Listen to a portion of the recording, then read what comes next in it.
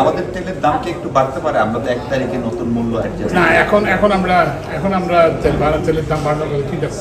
Advantage হচ্ছে যে Lafarge যে প্রকল্পের একটা অ্যাডভান্টেজ হলো অন্য সব প্রকল্পগুলো ঢাকায় এবং ওখানে গ্যাসের সমস্যা আছে, গ্যাস সরবরাহের সমস্যা আছে, কিন্তু এইটা হচ্ছে ছাতক সেখানে কিন্তু গ্যাস সরবরাহের কোনো সমস্যা নেই।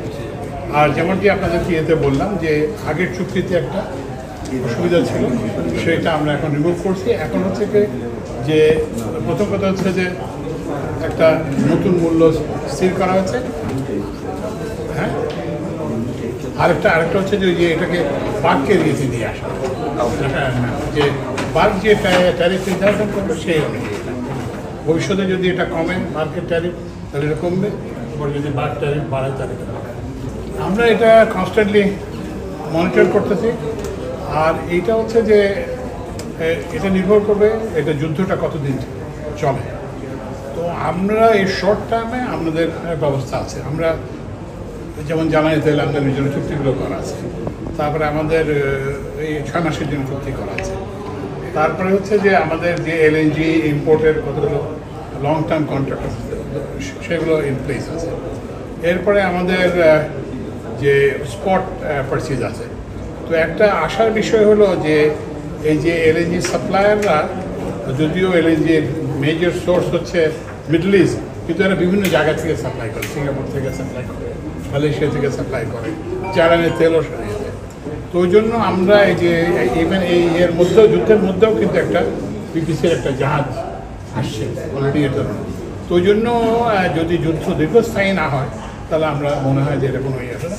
আপাতত কিছুটা দাম বাড়ছে, সেটা আমাদের মেনে নিতে হবে, কিন্তু আমাদের ওই যে অন্য সব প্রিমিয়াম এগুলো আগে থেকে ফিক্স করা আছে। আমাদের তেলের দাম কি একটু বাড়তে পারে? আমরা তো 1 তারিখে নতুন মূল্য অ্যাডজাস্ট না, এখন আমরা তেলের দাম বাড়ানো করে কি দেখো। স্যার, আপনি বলছিলেন যে আমরা সাবসিডি দেব না, আবার প্রাইসও বাড়াবো, যদি সাবসিডিও না দিয়ে প্রাইসও না বাড়াই তাহলে আমরা অ্যাডজাস্ট না, আমাদের একটা ইয়ে আছে, আমাদের একটা কি বলে যে যেটা একটা কুশন আছে জ্বালানি তেলের ব্যাপারে, আমাদের একটা কুশন আছে।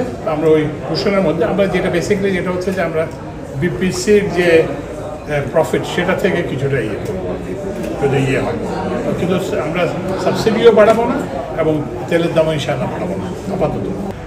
এটা কিন্তু দে অল হেল্পড আস, ওরা সবাই কিন্তু আমাদেরকে সাহায্য করছেন যে এই চুক্তিটা যাতে হয়। আর এই চুক্তিটা শুধু যে একটা গ্যাস চুক্তি তা না, এটা হচ্ছে বাংলাদেশ সম্পর্কে একটা যে ইনভেস্টমেন্টের ব্যাপারে এটা যে ভালো জায়গা, যে আমরা এটা আলোচনা করে we can reach N agreement.